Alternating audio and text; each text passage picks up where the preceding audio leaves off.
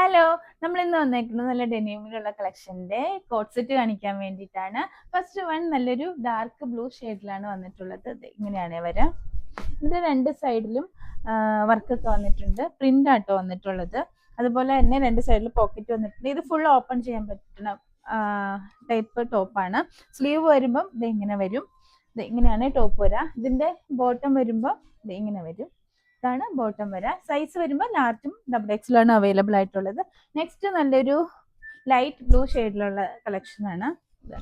ഇങ്ങനെ വരും. ഇതിന്റെ രണ്ട് സൈഡിലും അങ്ങനെ പ്രിന്റ് വന്നിട്ടുണ്ട്.